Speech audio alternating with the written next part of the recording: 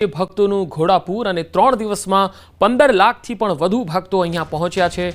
ભાદરવી મેળાનો આજે ચોથો દિવસ છે। અંબાજી જતા રસ્તાઓ પર ભક્તોનું ઘોડાપૂર ઉમટ્યું છે। માતાજીના રથ સાથે ભક્તો માતા અંબાજીના દર્શન માટે પહોંચી રહ્યા છે। તો તસવીરો આવી રહી છે યાત્રાધામ અંબાજીથી, શક્તિપીઠ અંબાજીથી 3 દિવસમાં 15 લાખથી વધુ ભક્તો માં અંબાના દર્શને પહોંચ્યા છે। આજે મહામેળાનો ચોથો દિવસ છે અને આજે પણ મોટી સંખ્યામાં ભક્તો અંબાજી મંદિરે પહોંચી રહ્યા છે। ઘણા પદયાત્રીઓ છે જેઓ ચાલતા ચાલતા મંદિરે જઈ રહ્યા છે, તો ઘણા જે છે એ ઘણા દિવસો પહેલાથી નીકળેલા જે સંઘો છે તેઓ પણ હજુ રસ્તામાં છે, અધવચ્ચે છે અને તેઓ પણ આજે જે છે એ કેટલાક સંઘો પહોંચવાના છે તો કેટલાક આવતીકાલે પહોંચવાના છે।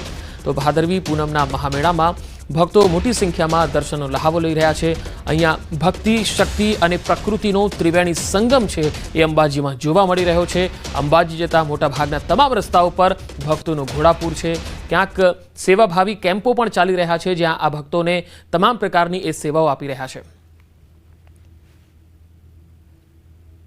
અંબાજી ખાતે ભરાયેલા ભાદરવી પૂનમના મેળાનો આજે ચોથો દિવસ છે અને 3 દિવસમાં કહી શકાય છે કે 15 લાખ કરતા વધારે શ્રદ્ધાળુઓ માં અંબાના દર્શન કરી ચૂક્યા છે।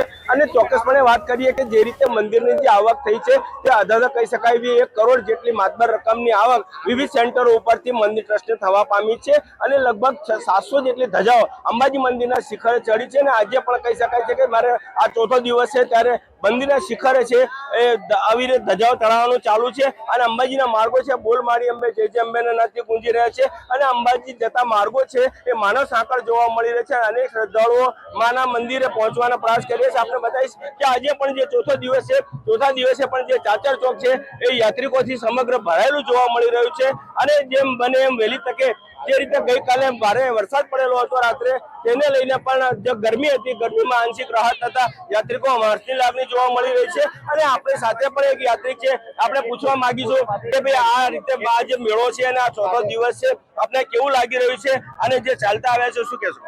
બહુ સરસ, જોરદાર હરિભક્તો આવે છે અને મજા આવે છે। મેળાની એકદમ સરસ જોરદાર મજા આવે છે। માતાજીના સુવિધાઓ એકદમ સરસ છે, આવી તો ક્યાંય જોવા મળતી નથી। બહુ સરસ છે, બધા યાત્રિકો આનંદથી જાય છે। વરસાદ પણ માતાજીની મહેરથી હજી આવ્યો નથી બહુ, એટલે સરસ દર્શન પણ થઈ જાય છે અને મેળાનો લાભ પણ સરસ લે છે। જય અંબે। ગઈ વખત કરતા આ વખતે મેળામાં શું ફરક લાગે છે? બહુ સરસ, સારી સુવિધા છે। અમે પણ અહીંયા જ છીએ, અમારી પણ સુવિધા સારી કરી છે, શિક્ષકોની પણ સુવિધા સારી કરી છે।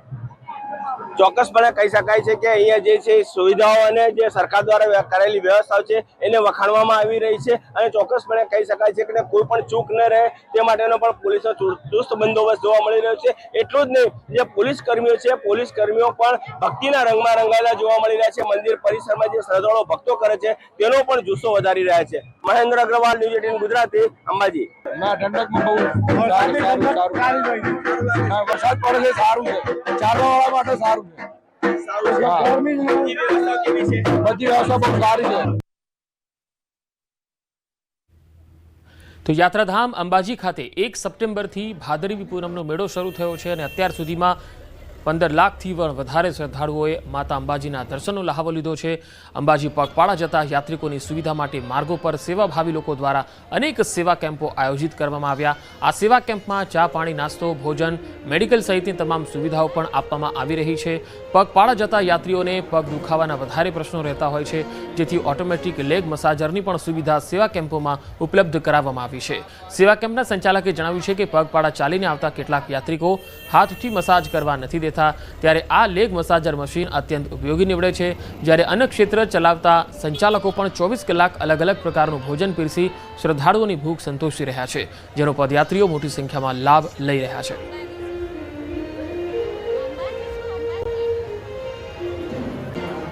પગપાળા આવતા યાત્રિકો માટે મલ્ટિપલ સેવાનું આયોજન કરેલ છે, જેમાં પોતાના પગને સ્પર્શ ના કરવા દેતા હોય તો લેગ મસાજર દ્વારા એમના પગની માલિશ થઈ રહી છે, પછી ભરપેટ ભોજન મળી રહ્યું છે અને એ સિવાય વિવિધ આઈસ્ક્રીમ, ચાય, પાણી, નાસ્તો, મેડિકલ સેવા 24 કલાક અવિરત સેવામાં ચાલી રહી છે। આ ભંડારામાં મારા અંદાજ મુજબ લગભગ 5 લાખ માણસો પ્રસાદ લે છે। આ ભંડારામાં મારા અંદાજ મુજબ લગભગ 5 લાખ માણસો પ્રસાદ લે છે.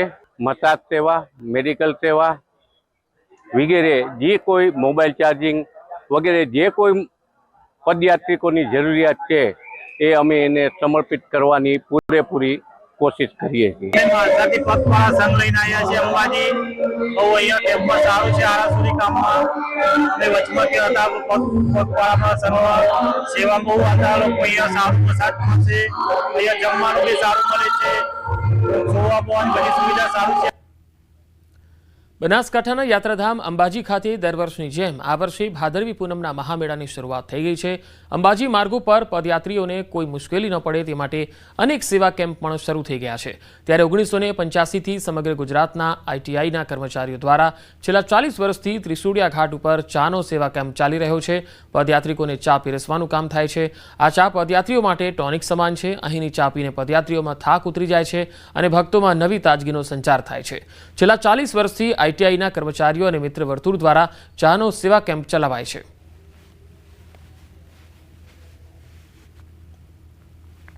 આમાં અમે અમારી જે આઈટીઆઈનો સ્ટાફ અને મિત્ર મંડળ જે સેવા કરીએ છીએ એ અમારી સેવાનો અમે માતાનો ભાવ નાખીએ છીએ અને માતાની અસીમ કૃપા બધા યાત્રિકો ઉપર હોય તો જ આ ચા બને અને માતાજીના પ્રસાદ રૂપે અમે આનું બનાવીએ છીએ.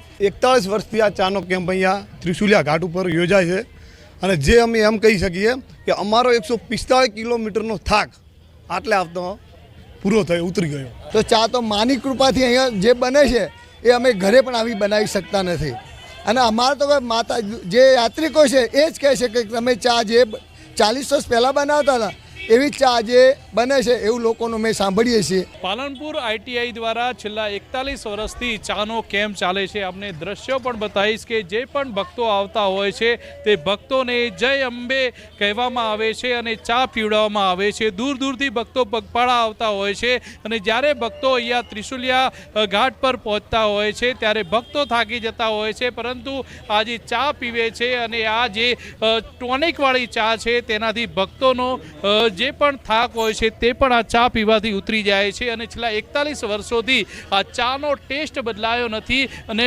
મોટી સંખ્યામાં જે ભક્તો આવતા હોય છે તે ભક્તો આ ચા પીને પોતાનો થાક ઉતારતા હોય છે. કિશોર તુવર, ન્યૂઝ 18 ગુજરાતી, બનાસકાંઠા.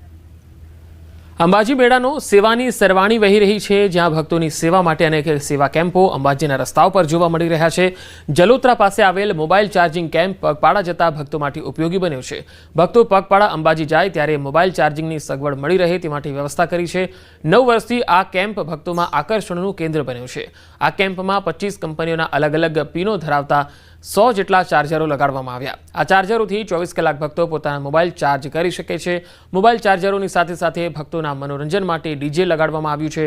ભક્તો માટે નાસ્તાની, મેડિકલ અને આરામની પણ વ્યવસ્થા છે.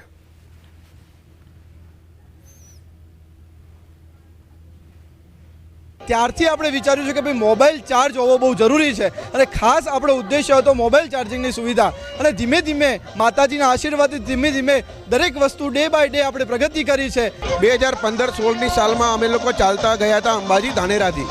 ત્યારે મોટામાં મોટી તકલીફ હતી કે અમારો મોબાઈલ બંધ થઈ ગયો અને ચાર્જિંગ માટે અમને ક્યાંય કામ નહોતા મળતા.